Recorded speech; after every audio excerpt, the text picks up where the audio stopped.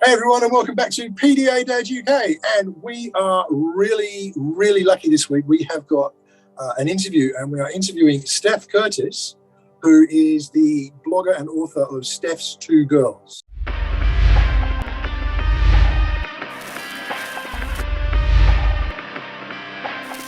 So as I say, thank you for joining us again. And before we go on any further, I want you to just hit like, hit subscribe, and ring the bell so that you know when there's new content coming up, all the usual YouTube stuff. Get on it, do it. We're going to kick off, and I'd like to say a huge welcome to Steph Curtis. How are you, Steph? I'm fine, thank you. A bit hot at the minute. It's stinking. I'm stuck in my man cave at the moment. I've been relegated out of the house for my interviews now. The family got sick of me taking over the house, so I had to come out here. But it is a bit like sitting in a sweatbox, and I've got the doors open and everything just to try and get some air through here. But yeah. Look, thank you so much for joining us. So for people who don't know who Steph is, Steph runs a blog called Stephs Two Girls and has become really quite a well-known voice in the PDA community, especially, I think in the autism community in general, but specifically the PDA community. It's become a very big voice. And I mean, Steph, how did you start with Stephs Two Girls? What triggered? So it was about over 11 years ago now, and it was actually the day that we went to see a paediatrician and our younger daughter was diagnosed with autism. So that's why I started the blog. It was just an online diary, and I think something just kind of in me, I just knew it was going to be quite a long story, and that, I'd end up repeating myself a lot, and I wanted to sort of make notes really and share as well with family and friends. So we didn't have any family nearby. But also the kind of things that were happening, I thought, so our daughter was only 2.5 at the time, and I thought a lot of people would put what she was doing down to typical toddler behaviour, and I already knew it was different. And then obviously we got the diagnosis, and I think it was a bit of wanting to back up what I was seeing at home and how that was different. So yeah, that's why I started out. Obviously I didn't do a lot in the early days, but with kind of a bit more just getting, some things out that had happened and what we tried and what didn't work and that sort of thing. That's amazing. Were you a blogger beforehand? No, so I'd never done a blog actually. No, I don't really know. I think, I'd maybe come across someone else who'd done one for some completely different reason, and then just suddenly thought, oh well, yeah, an online diary might be a good idea. That's really cool. Yeah, it's funny. I think we stumble into these things, don't we? The last thing I ever imagined would be having a YouTube channel and talking about this stuff, but you kind of just fall into these things sometimes. Exactly, yeah. It's not part of your life plan, is it? No. I don't think anyone leaves school going, oh, well, they do now, but yeah, my kids want to both be YouTubers now, but for entirely different reasons. Yeah. I want to be as rich as Mr. Beast is pretty much the spell of where that's coming from. They just want the money associated and fame. So you got the what was your daughter diagnosed with? So it was autism or ASD, spectrum disorder initially. But I think the paediatrician had talked about oppositional behaviour quite interestingly from the start. And that was, I really remember that first the assessment, as it were, where we went in and the paediatrician was trying to get our daughter to build like blocks or group colours together with building bricks and things like that. And she just didn't want to sit at the table and do these things that she was being asked to do. And it was kind of the first time the penny sort of dropped for me. And I thought, it's not just because she's tired, because it was 9:30 in the morning. And I think everything else I'd been trying to take her along to, toddler groups or whatever, I'd sort of gone, oh, she must be tired. She's not taking part in that. But it was more obvious at this session that she just absolutely was not going to engage. And I think for me, we were lucky because we already had an older daughter who was 2 years older. And I knew that had she been in that room, she would have loved sitting down and doing those little, they weren't tests in that sort of sense. It was just a bit of playing games. And, she would have loved to do it. But yeah, Sasha was not interested at all. It's funny, isn't it? We were the other way around because my son's neurotypical. Mm-hmm. And both my wife and I have said in conversation since, it's one of those things that if we'd had it the other way around, we'd have known a lot earlier on that there was something that needed to be addressed. Yeah. And but we just thought, we believe what everyone was saying, you just crack parents. Wrong that is generally what gets thrown at you. I always say, and that's part of the reason why I've been able to go on blogging, for so long. I think because we had our eldest first, it was more obvious to us. And it was actually speech. So Sasha's speech was delayed in the sense of she was making a lot of noise and sounds when she was about 2, but she wasn't putting any full sentences together, or even words weren't always clear. And whereas our eldest had spoken before that, she was quite an early speaker. And the health visitor came and said, oh, they all learn at their own rate. And we were like, well, yeah, we know that. But there was just something about, the way she was talking. So it was actually speech therapy that we self-referred to first, and then went along for that. And it was the speech therapist who then sent us on to a paediatrician. So yeah, we can't, it really helped us having that comparison. I feel for people like you who have to do it the other way around it more. Yeah, it is. You sort of get this thing, so this is what it's not meant to be like, but this is what we were expecting. And you feel a lot more validated. But I mean, did you go through the whole parent blame side of things when you were experiencing this? Was that something that triggered with you guys? As in other people blaming us or blaming ourselves? Or both. Yeah.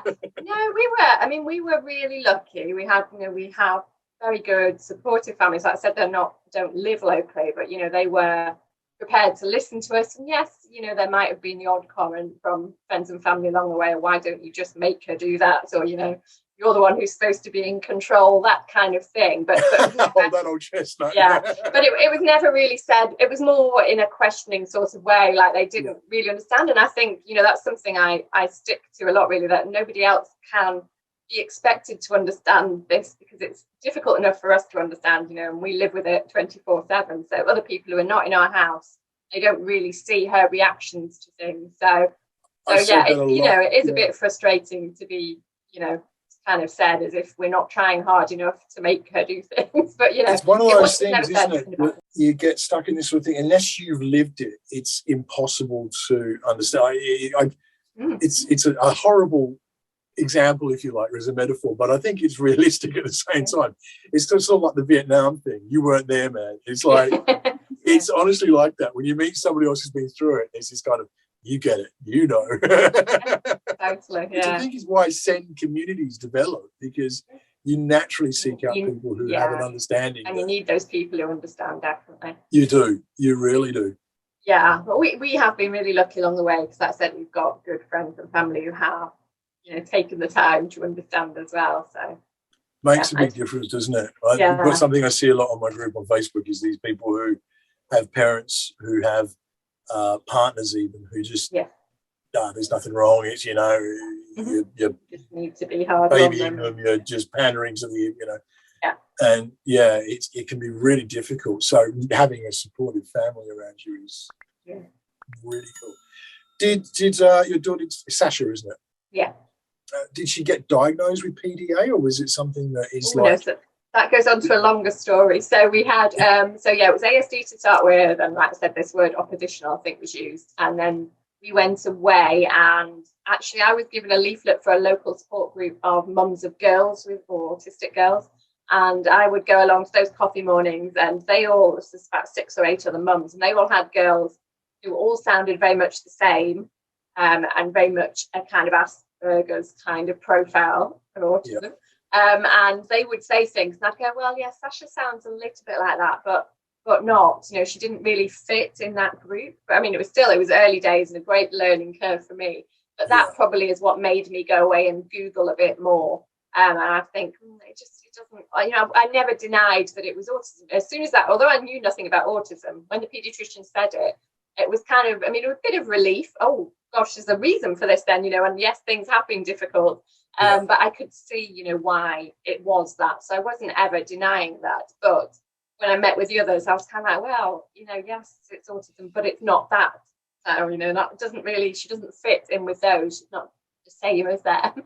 So, I Googled a bit more, and then we came across this PDD-NOS, which is, so PDD is the pervasive development disorder, which is what kind of, it used to be the group term for spectrum disorders. Not used so much now, I don't think.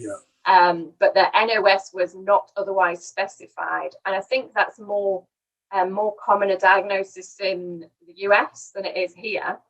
So I'd kind of come across that somewhere online. I thought, actually, that is more what it sounds like. And or atypical autism was also sometimes, used when I was Googling. And then so all of that then led me on to the PDA contact forum, who are now the PDA Society and a charity. But in the early days, you know, that was a group of parents who all had children like this, and they taught. And it was kind of reading all those discussions, and I'd go, oh yes, that is exactly what my girl is like. So it was us. Then we went back to the paediatrician and said, this is what we think it is, or could it be this? And we were kind of told, I think the words were, it won't really help her to have that diagnosis. So we were kind of a bit confused by that at the time, but went away again for a bit longer, and then went back and asked if we could have a referral to the Elizabeth Newson Centre, because we knew they were the experts in it. And then in our area, that isn't in our area, in effect, so the whole funding thing then comes into play. Well, what they said was, no, we can't send you there, but we will refer you on to Great Ormond Street. Okay. And they have a specialist team at Great Ormond Street who I don't know if they've changed their name, because they were called the High Functioning Autism Team. I'm guessing they probably have now. I don't know if you need to keep that in or not, but so a specialist team at Great Ormond Street. And we went along there to have some more tests with Sasha. It was difficult getting Sasha to go, but they said right at the start that they weren't going to diagnose PDA either. But what happened was we had some more in-depth testing. Sasha refused to do most of it.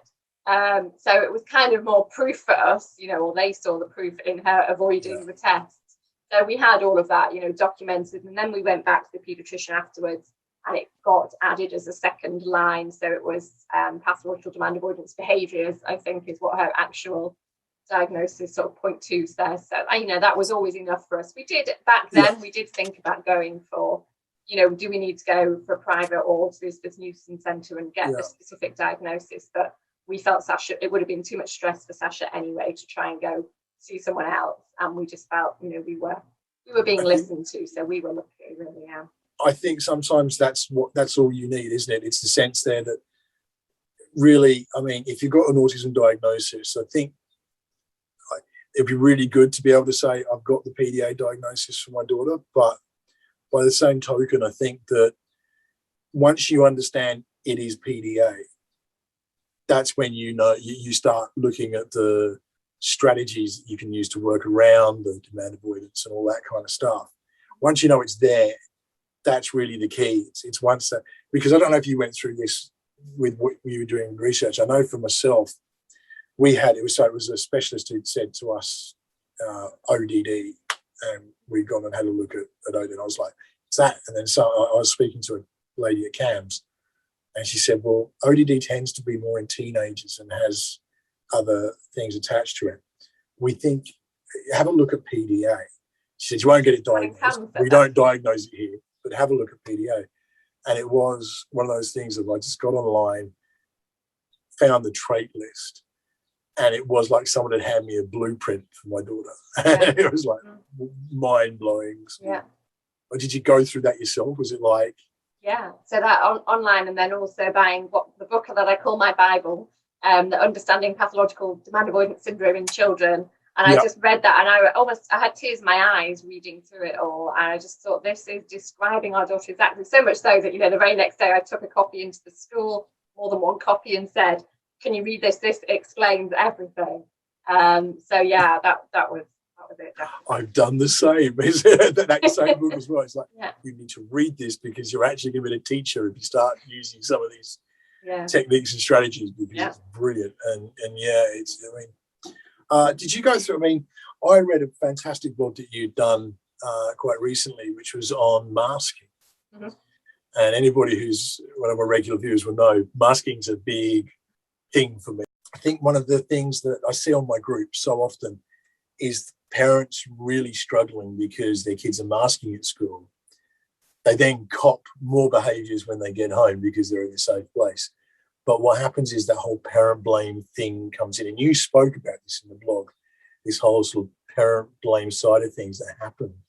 Was it something you'd experienced? Because from the blog, I got the feeling that it's something you've seen in others more than you experienced yourself. I mean, and again, I think that I've said, you know, we're quite lucky because Sasha wasn't really masking when she was younger. And I think that's why we were believed and not judged and blamed as much is because she was the same in school as she was at home. So she would very much avoid things in school, although there were little things. So, for example, she agreed from the start to wear school uniform, and at home she didn't want any clothes, literally sensory issues she has loads. But school uniform, she was okay with putting that on and going to school in a school uniform, and we never thought she'd agree to do that.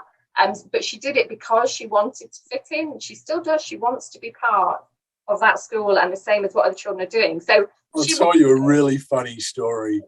Was that we were at a soft play, and it was the rule you have to wear socks, and she used to refuse outright to wear socks. And the owner had actually come over to me. We'd been there a fair bit. He knew he could come and approach me. He said, "Look, got to wear socks." I said, "Look, you've seen us here before, and in all seriousness, she won't wear them. You'll have an absolute screaming meltdown if you try and push her." He said, "Can I have a go at it?" I'm like, "You go right ahead, thinking this will be, get the camera and I might film this." But it was like, "Could you put these on, please? You need to wear them." "Oh, yeah, absolutely." Yeah. Thanks. So I just looked like the biggest muppet in the world. I was like, that's my daughter to a T. If she can work a way that I'm going to look this big and this stupid, she'll find it. And but I think that's my daughter masks for brief periods. Yeah, exactly. Yeah, they can't really keep it up forever. Yeah, well, some can. That's the worst part. Some can, at school, because they so want to be part of that and fit in that group, or they're scared, of what might happen if they don't. All of that anxiety is just so high, isn't it? But I always say there's pros and cons, though, aren't there? Because she wasn't masking and she wasn't getting on or doing things that maybe, so she hasn't gone as far as maybe some of the children have because they were masking. So it's a bit of a catch-22. You don't really want either, or you just want a happy balance, more like. But I see, and I've trained a lot of other parents in PDA on behalf of the PDA Society, which is great. But I used to do workshops with them in person with other families, and just seen a lot of families where, and boys as well, but a lot of girls really who do that masking, and I just think it has a knock-on effect on the mental health. And I noticed a little bit when our girl actually moved from a mainstream school and then went to a special school, and she did start to kind of mask in a way, although she wasn't fitting in with those children because actually they were different. But it was kind of mentally, I could see that sort of, almost that whirring in her brain and her trying to do things that weren't really coming easy to her. So we see it really clearly when we have a change in tutorship. So the way, because it's a standard school, even through primary, they have different teachers who are specialists in their topic. But they have an overall tutor who's their sort of go-to person. And when we had, at the beginning of this year, the first time in a couple of years, they changed a tutor. And for 2 weeks, it was golden child at school, to the point that the school were going, "I think we really turned the corner." And I knew I actually remember saying, "Give it a couple of weeks, we'll have this conversation again. If we turn the corner, brilliant, but I don't think we have." And it was that, like, she can mask for a period. I know of PDAs who mask really effectively long periods of time, and then they get home and it is just mayhem. I think my daughter's the same as you. She can't hold the mask long enough. There's just too much going on to maintain it. But so you mentioned that you were working with the PDA Society. What are you still doing that? Is that something you still carry on doing? Yeah, so we did. Luckily, through lockdown now, we've been doing online training for parents, which is great. And actually better for me in a way, because I don't have to leave the house, and therefore it doesn't involve getting care in for Sasha. So it's worked out quite well this year. But I know they're planning on getting back to in-person events at some point when they can. But it's great to reach. There's still, what I say is, there's still so many people who haven't heard about PDA at all. Never mind, they don't understand it. They just never heard about it. It's a daily occurrence. There's so many times that you see someone put a post up and you go, "That's it." And you've not heard of PDA. I always pop that trait list up from the Understanding PDA book, and it's like, does this ring a bell? And 9 times out of 10, it's like, that's her. That's it. I always say to people, I think if you know, it's kind of there are going to be some children maybe, you know, who are on the outskirts, or, you know, they kind of a bit of everything, if that makes sense. So they're not definitely one or the other, you know, they're not PDA or Asperger's or whatever. But I think, you know, there's enough of this that when you do know it's just so obvious. I think so. It definitely was to us anyway. I found, yeah, I like I say, for me it was like reading a blueprint, but I think you also get that it's a relief. Once you know it's there, it's like it all suddenly makes sense. Yeah. And all that crap you've been carrying for so long really does lift and move on. I mean, with your seminars with the PDA Society, what is it what you talk about? You're mentoring parents, is that? No, so this is online training. So it's kind of about understanding PDA and talking through different, you know, approaches and what's going to help and all of that kind of thing. And they are, at the moment, they're in the process of developing sort of a more in-depth workshop about strategies and approaches and how they can, you know, how we can help other families help themselves more, if that makes sense. So yeah, they do that kind of thing. And so if for anyone watching, if they want to be involved, they want to get involved with that, how would they do that? Just hit the PDA Society website? Yeah, PDA Society, I think it's www.PDAsociety.org.uk. I'm sure you'll put the link in there. Yeah, the link will be in the description. Yeah, I'll put a card up here if I can as well. If you're looking for anything, any support, if this is ringing any bells with you, hop on. PDA Society were really helpful to me, I've got to say. It was only a brief interaction I had, but it really was about more pushing our area to actually respond, and the CAMs in particular to actually. Yeah, the PDA Society are doing a lot of that, you know, more research and getting involved with professionals and all of that. So, yeah, it's fantastic. It's really good stuff. So what's next on the horizon? Is this where you're still going to be cruising for a while? Have you got anything new that's going to be coming up, or? For me personally, or for Sasha? Both, either. So I am at the moment trying to write my book. So I signed a book deal a few weeks ago, and book about PDA and our life with PDA, hopefully with some advice or, you know, helpful kind of things that we've learned along the way. And hopefully that will be out next year. And the idea is that the whole family are going to be involved. that might be a bit ambitious, but we'll see. But the idea is to get my husband's viewpoint and my older daughters as well, and possibly even Sasha's views, although that bit could be a bit more challenging. But we'll see. That's amazing. So it's basically going to be, you're looking at how it's affected family and how family have pulled together and overcome and Yeah, just kind of the whole process really from the start, from diagnosis on. Obviously, we're 12 years down the line now, so there's been a lot going on in that time. Yeah, absolutely. That's amazing. Oh, well, look, yeah, please do let us know when that's going to be out, because we'll do a Grumpy Dads interview with you as well. Yeah, that'd be cool, yeah. Really appreciate that. Would be fantastic. Yeah, that's great. Steph, thank you so much. It's been just so insightful and refreshing hearing your perspective. And for anybody watching, all of Steph's links will be in the description. There is her website. She's on Facebook. She's on Twitter. She's, Instagram. PDA Society links. The whole lot will be on there. Do check it out. I've been reading through Steph's blogs, and they helped me tremendously just reading through it. As I say, that masking one really hit home, because it's something that's really I'm passionate about at the moment. So, absolutely. Thank you so much for joining us, Steph. It's been fantastic. Thank you. It's really nice to be here. Thanks for joining us, everyone. Please, before you go, do hit like, hit subscribe, ring the bell so that you know when we've got new content coming up. Stay safe, and we will see you on the next episode.